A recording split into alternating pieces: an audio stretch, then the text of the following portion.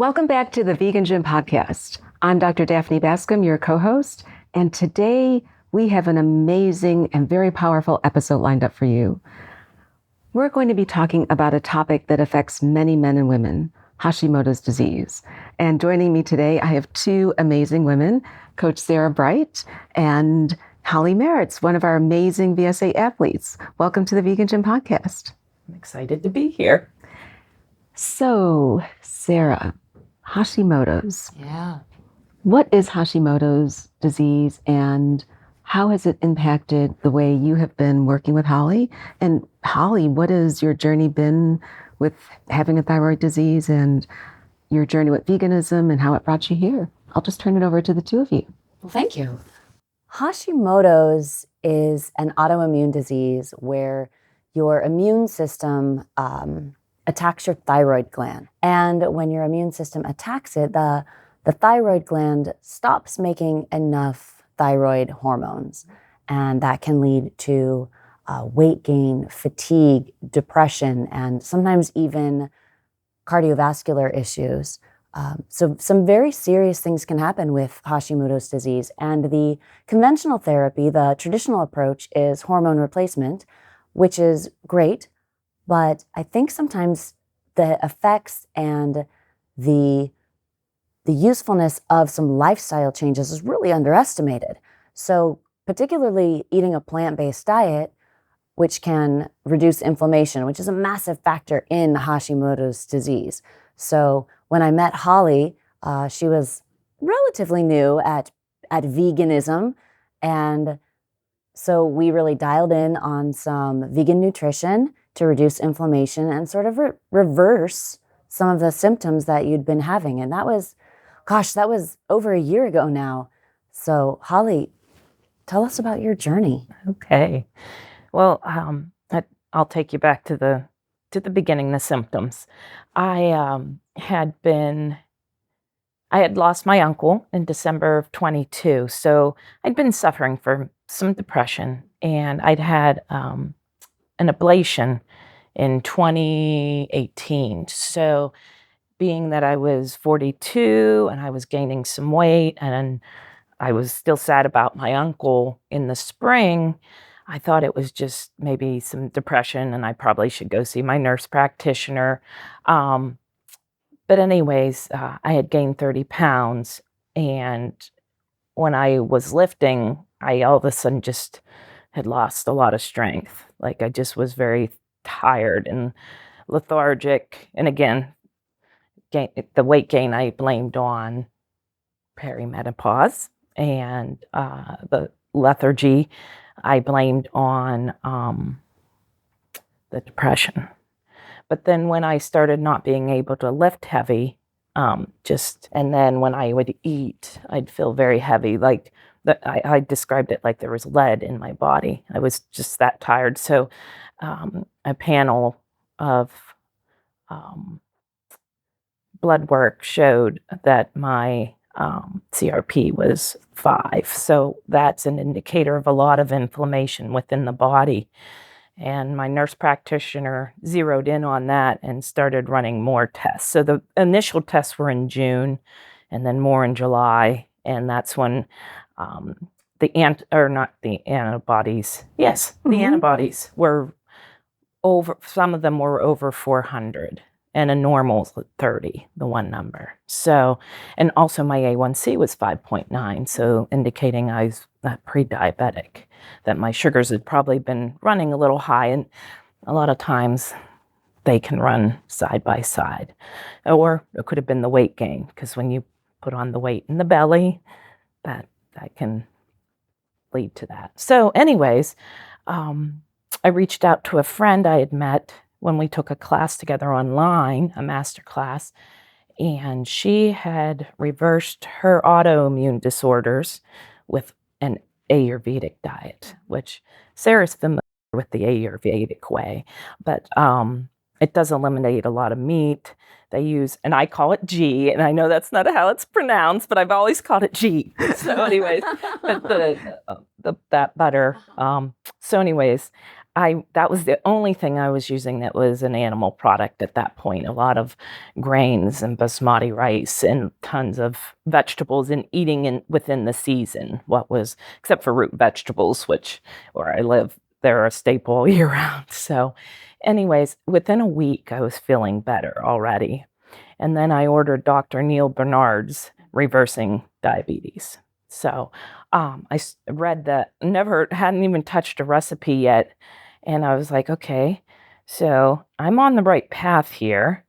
And then an ad popped up for VSA on my Facebook page. Like I said to Sarah, I think they were listening to my conversations at home. So I clicked on it because it was the one that talked about if you're a vegan, making sure you're getting the right macros. So I have a couple certifications. One's a holistic weight loss. So as well as being a nurse, and I've been working on my nutrition since I was 22. So I was like, okay, let's see what my macros should be now. And the rest is history, really. That led me to talking to Elke within a week, and she hooked me up with Sarah, and we started working together. And but I started feeling better right away, just eliminating a lot of what I had been eating.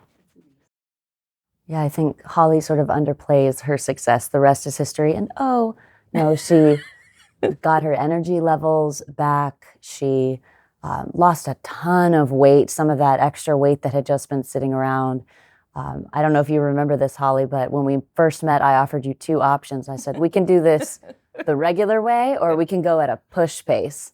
And Holly said, oh, let's push it. She was like, I have a lot of fatigue, but I'm a pusher. I was like, I thought you might be. Actually, can I ask you, so you're one of the most consistent people in getting your workouts in that I've ever worked with. And with the level of fatigue that sometimes comes with Hashimoto's, will you tell us a little bit about how you manage your fatigue around working out? Sure. First of all, some days I'd rather just not, even those without Hashis, of course, have those days. But it's getting up and knowing that most days I do feel better when I'm done. And I have a little she shed. That's my gym. So I get I get dressed, I go to the she shed, and whatever the scheduled workout is, I see how I'm feeling that day. There's days I message Sarah and I say, not lifting very heavy today. And then she laughs because she's like, that is not going light, Holly. That's so true. You went down by like 5 pounds today.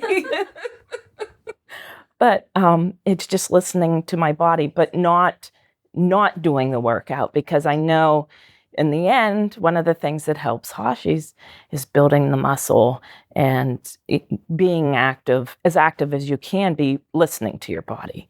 You have to become very intuitive. What can my body handle today? And then there's been days where it's walking, Also, I'm in graduate school, so there are days where all I can get in is a walk, and it's more for the stress relief. But the lifting is just it's part of your life. You just know that the end result is so worth getting up and going and doing it, even if you're tired. So, grabbing that piece of fruit and lots of water and a little hydration and get out there. So, and not skipping it. Yeah, I do love getting a message from you. And sometimes we make a pivot. Yeah. Right? Oh, sometimes it's a planned lifting day, and I'll get your message that says, I got to make a pivot. That's Coach, okay. I'm headed out on a walk today. And I think it's important to know that that's always fine to make a pivot. But the amazing thing is it's truly a pivot. It isn't a skip. No. We've just reordered it. Today's not the day for that heavy lifting session. I'll see you on Saturday. Yeah. Right? So it's, I do think that you are very good at sort of playing the tape forward, right? Like what will future Holly feel like? What will 2 hours from now Holly feel like if I do go get my workout in, right? And you're really connected to how much better you feel when you do your workouts. Absolutely. Yeah, I've never come in, one time I've come in from a workout that I I always feel better. Sarah's workouts, I was away and went with my cousin and her fiance to an F45. So it was a different kind of workout. It was an hour-long circuit. So it wasn't even their usual. And so anyways, that afternoon, I actually laid down and took a mini nap, which I'm not a napper, but that day. And I did cry a little bit because in the old days before Hashi's, that would have been, I would have felt phenomenal afterwards instead of drained. So anyways, that's part of Hashi's. There's just those times where what used to be, it's just a little different, but you don't give up. Exactly. Yeah. How do you make peace with the fact that your body and your ability to do some of those things from the old days have changed? How did you sort of mentally and emotionally wrap your head around that? I'm just thankful I can still do it, that I can get up and move and go. My father was a paraplegic from an accident. My brother had Lou Gehrig's. So those were people that couldn't get up and go. And so I can still get up, and it might be, not what it used to be, and I've come a long way. I quit lifting for a couple months because I couldn't figure out what was going on. And then there was in the back of my head, could I have Lou Gehrig's? Because that's what happened with my brother. He lost his strength.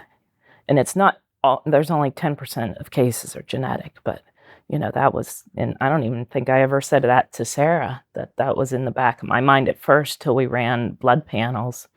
So, yeah, but no, I'm just thankful I can. So I don't, I kicked myself more for the high protein days a couple years ago, following a different plan that had probably led to the inflammation because it was such high protein levels every day.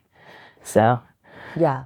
I mean, you were on some phenomenally high. 160 grams a day is the program. Yeah. And I had done the research that says based on your weight, that's what you should be eating if you're lifting heavy so that you can progress. But that's debunked now. It was a bit much. It was a bit much for you. And the sources weren't. No, they weren't. They were. I think the sources were contributing to the inflammation. Yeah. I'm gaining muscle at 100 grams a day. I know. And the kind that doesn't make you feel like crap and kill your body. And have the two of you tracked your inflammation and your inflammatory markers over time? Yeah. So it was over 400 when we started. The last set was at 200 still. So we're making progress. So anyways, she, based on insurance, we had to take a little break from testing so often. So the next appointments in October, she'll order them for January.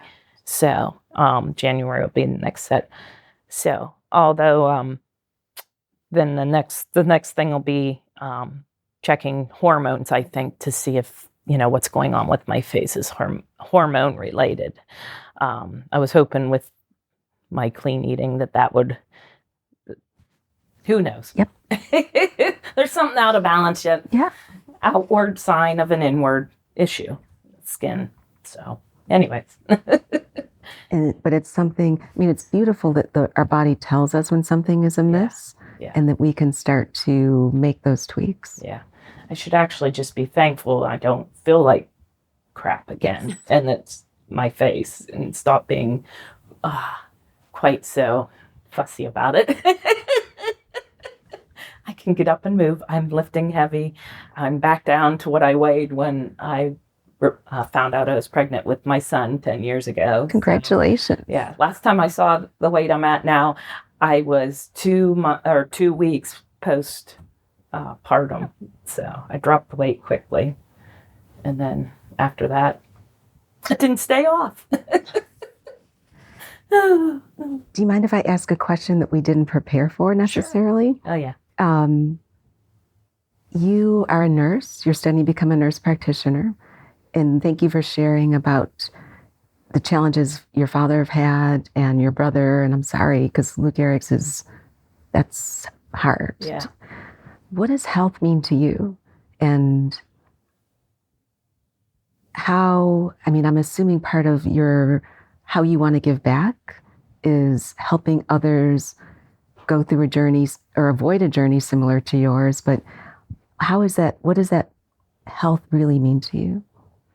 Just, again, the waking up and being able to do the most you can do. And for everybody, that's different. But to know you're on a journey, and it's to have the fullest life possible, and with friends and family, and enjoying, time together. And so looking at our health and what can we do naturally. I'm not on any meds, and for me that's important. And some people want to be on the meds. I have a cousin that's on Levo, or because of her, she's like, oh, just go on it, you'll feel so much better. But for me, so anyways, the health path can take so many different, because we all have different experiences in our family, what we experience with family or friends. But health is just, to me, is being able to perform at your best and to enjoy life. Thinking about the other pillars, I mean, being hypothyroid, having Hashimoto's is not easy. The energy, how have the two of you worked on, and I know this is a favorite of Sarah's, stress management and sleep? Yes. Well, sleep is, I had, because that holistic weight loss class, that was something, we talked about self-care, stress, and sleep, the 3 S's. So I already had learned about your adrenals, you need to be in bed between 11, try to be asleep by 11. I know for everybody that, but adrenal fatigue comes from not getting to sleep early enough and not getting enough quality sleep. So I knew that already, and I don't need adrenal fatigue on the top of everything else. So sleep, we worked on. Sleep came naturally. Now, stress relief, we've worked on that, especially that we've actually pivoted again when I started graduate school to work on. A lot of our talks are just on how I can manage the extra stress of school. The walks that they're still good for me, but it's more about the stress relief than how fast can I go, and breathing and eating, the way you eat, what you eat is so important for stress too. Not grabbing that kind of junky protein bar, when you can have, a good hearty meal with veggies and whole grains, or a piece of fruit if you really need that. We have to work on sweets. Stop buying the Unreal peanut butter cups because they're very tasty. So good. Yeah. So anyways, not having those in the house so that I do reach for something. I do keep the macro bar. Am I saying? Might be saying it wrong, but anyways, I do have one of those once in a while. But I know I'm getting some protein. Yeah. Yes, they're still not the best choice, but anyways, once in a while, for an afternoon pick me up, that and a cup of coffee. So at least I know I'm getting some balanced macros if it's something I need to do quickly. So, but managing stress in ways other than grabbing for sweets for me, or something salty once in a while, the opposite. So anyways, but using my body or healthy foods to manage stress. So, or just walking away from the books for a little bit. Sometimes it's just like, hey man, step up from the loving up them dogs. Yeah, go see your dogs, play with, and go say hi to your son. See what's happening. I get distracted. Yeah, I mean, it isn't even just graduate school. Holly has 3 dogs, a son, a husband, a household. So, she's a busy woman. Like, she's a busy woman, and I think you do such a good job of prioritizing self-care where you can while also supporting your family. And I know it's been a balancing act for you. Sure. And it's an ongoing process, right? It's not perfect yet, but every morning you wake up with gratitude that you can get up and go, and you go do it. Yeah. And Holly, aside from Coach Sarah, are other members of your healthcare team plant-based? And have they advocated for your choice of nutrition and lifestyle? They aren't. So far, I just work with my nurse practitioner, which we work together as nurses. She was ER, I was ICU. So Okay.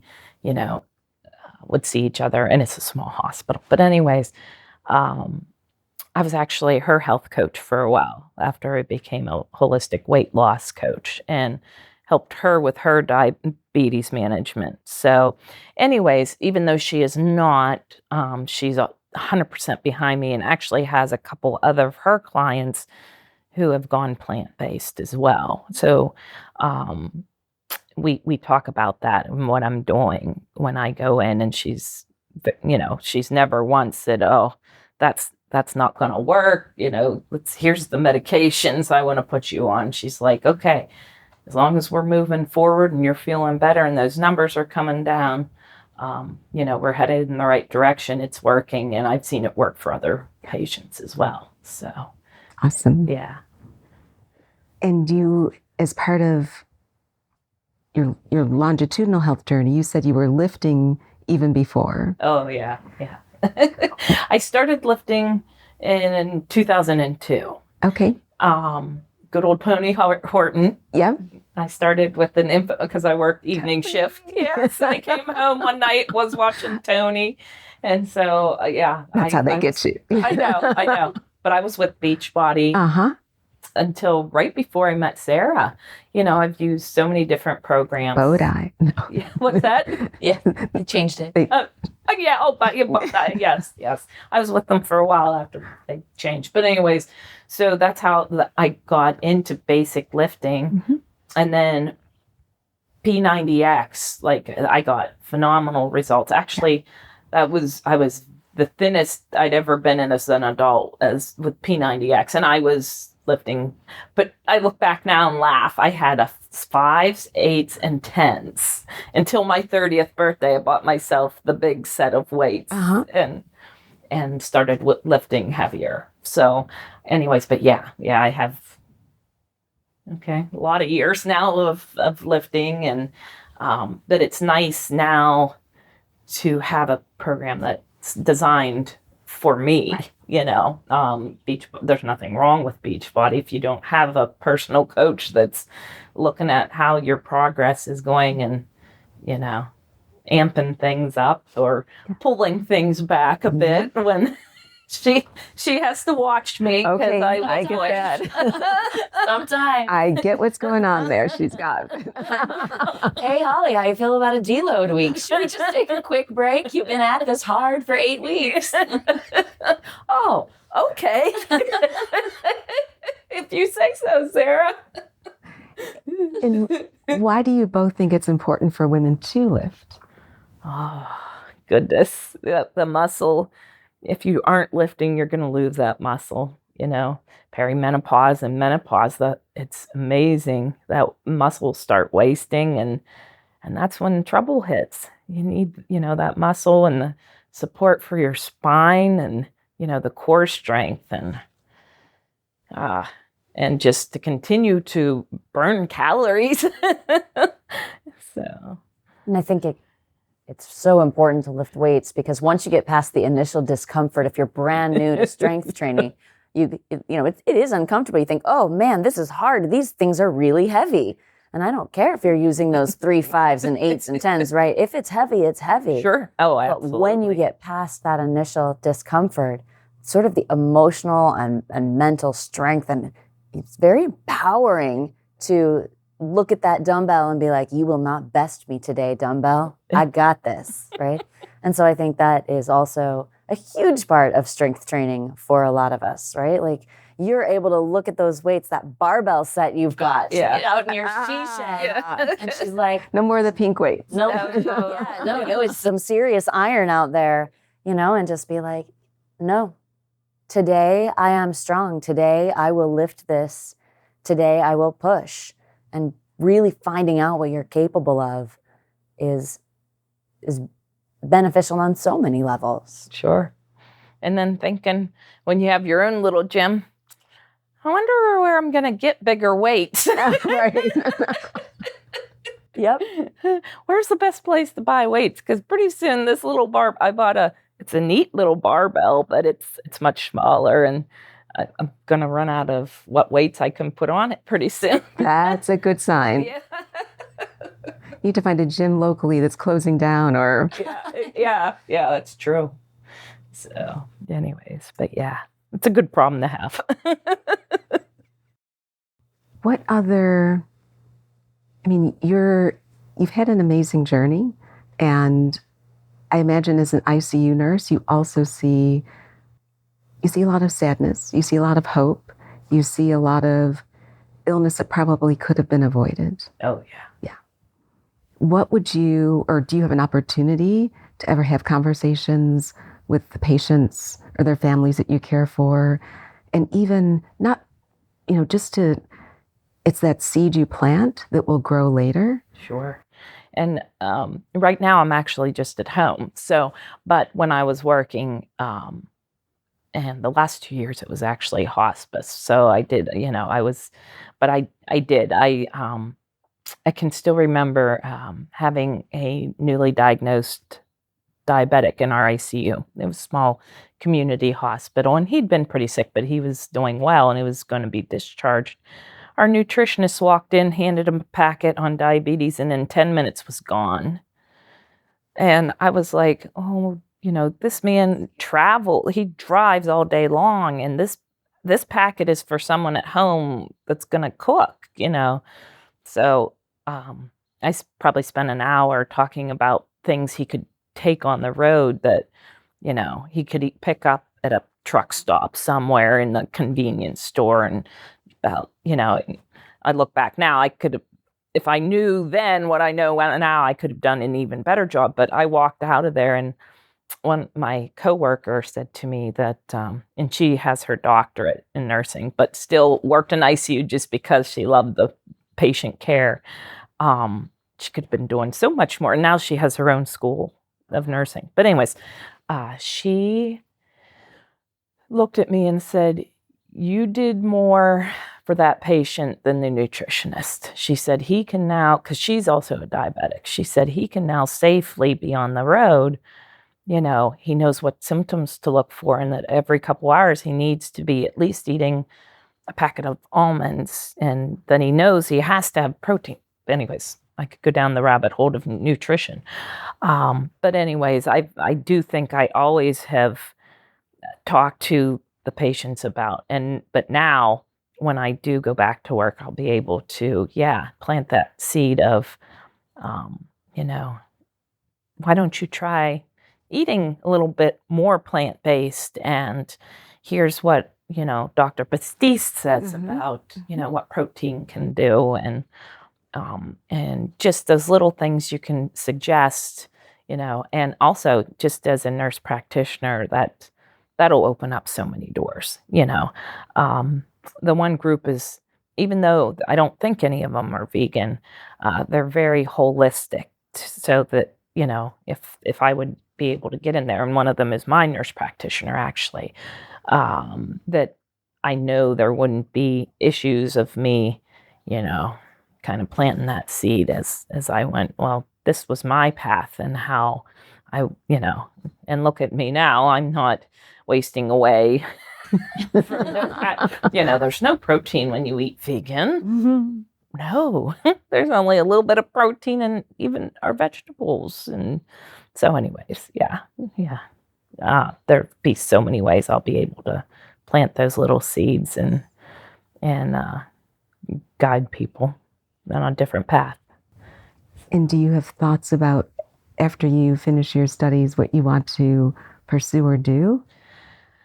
I don't. I probably will go back to the Punxsutawney area to work. That's I was born there, and that's where we lived. My parents were in the accent, but also that's where I worked, was at the Punxsutawney Hospital. And I ran into one of the physicians. I used to go to the bedside with her in ICU, and then when she had patients she wanted to talk hospice with, she always would see if I was available to go with her, because I was always good with the patients' families, and backing up doctor. So anyway, she was like, oh, the main doctor at the hospital now, she said, I'm going to tell him. She said, just wait till I tell Clark you're going to be coming through the program. So anyways, because I did have 15 plus years at They know you. there. Yeah. Yeah. I wished actually that the ICU needed a nurse practitioner. I'd love to be just their nurse practitioner, but I don't know if they would ever do that or not. But I have 3 more years, so a lot can change. I can plant that seed in Clark's head. Exactly. That's what I was going to say. Symptoms, and if you're listening to this podcast, I'll be there in about 3 years. Start budgeting and planning now. So the two of you have been on a journey for over a year. Would each of you mind sharing what you're most proud? We are proud of everything you've accomplished, but if there's one thing that stands out as something that just warms your heart over the past year, or that really made you feel like you want to put on that Wonder Woman pose and say, I'm really proud of what I've done. I think it's just a cumulative of everything, that how far I've come, and looking at those first workouts, and, that I feel like I can do anything and I can overcome anything, the hard days, and that anything is within reach, that I just feel stronger and happier and healthier. So, Superwoman cape, yeah, I can just wear that every day. Love it. How about you? I think one of the things that I enjoy most about our coaching relationship is how open we have become with one another, right? I feel like we can really just be very honest and be very vulnerable. And when the bad days come, it's okay. And some days are going to be days where, hey, coach, it's a tough day to get out of bed, feeling real sad, right? Okay, let's talk through that. Let's build some strategies, or maybe it's just a day to acknowledge that grief hits different over time and we need to be compassionate. Okay, well, go have a good, strong breakfast. Let's just take this one step at a time. And I think that's one of the things that I enjoy most about working with you is how open you are, how communicative you are. It's so much easier. Yeah, Sarah knows if I'm having a bad day, or like she said, if I'm having a sad day. That's good. Yeah. I'm like, okay, Sarah, what are we going to do about this? Yeah, what will we do? What will we do today with the emotional state, with the physical state, with the mental state that is here today? Yeah. Right? We can't wish it was yesterday or hope it feels better. What are we going to do today? Yeah. And every day is a different day. Mm-hmm. Holly, what would be one piece of advice? I mean, any type of autoimmune disease is tough. And more women are diagnosed with Hashimoto's through their midlife. So I'm certain that there are many women who are listening to this who either have Hashimoto's, maybe diagnosed with Hashimoto's, or are on the other side, but still feeling like there's things they can do. Do you have any words of advice that you would share? Just really what we've been talking about, one step at a time, one day at a time. Your progression is, if you're making, changes, you're not always, just like we've talked about, it's not always a forward progression. Sometimes it's 2 steps forward and 5 steps back, but don't give up, and just pay attention to how you're feeling and make adjustments. Again, if you're having a bad day, reach out to somebody, and, it might just be as simple And it's not always simple to get out of bed, but it might just be, getting your favorite warm drink in the morning, whether it's coffee or tea, or maybe you're an iced coffee person, but, and just starting with something simple that brings you some joy, and just remembering that not all days are bad. So just make it through that minute, that hour. Sometimes you just have to take it a little bit at a time and see what you can do to feel better that day. So and knowing that some days won't be good, but it's okay to have a bad day. And it's okay to admit you're having a bad day too. So, and hopefully you have supportive people around you, whether it's the physical or the mental or everything spiritual. It can be one, it can be all three, because you can't have one without the other. So, but don't try to hide it. Find somebody that's supportive for you, and hug a dog, hug a kitty, whatever you need, a neighbor, a friend, a family member, and let's start small. So. Thank you. I feel like you just went through everything in selfish. Smile, laugh, treat yourself with kindness, find the people who will be there for you. Yeah. Thanks for sharing that. Mm-hmm. How about you, Sarah? Key takeaway from my relationship with Holly is dream big and then take it one step at a time from there. We have big goals that we keep as our moment on the horizon, and we just make little progress day by day towards it. What do I need to do today to get there? But Holly never let a Hashi's diagnosis squash her dreams or change her dreams. She was like, nope, this is what I'm doing.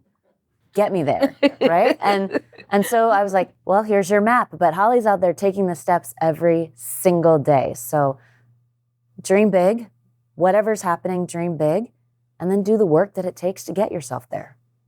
Awesome. And both of those are good words of advice. So I want to thank everyone in our community. I appreciate that you took time to join us today.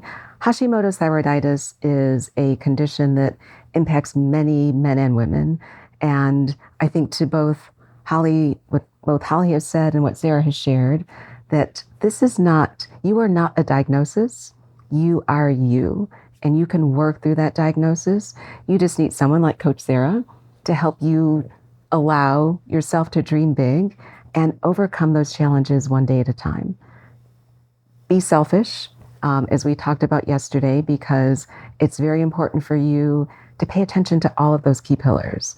So whether you're battling an autoimmune disease, whether you're just trying to figure out how to achieve your own goals, we hope you took something important away from today's conversation that you can apply to your own journey.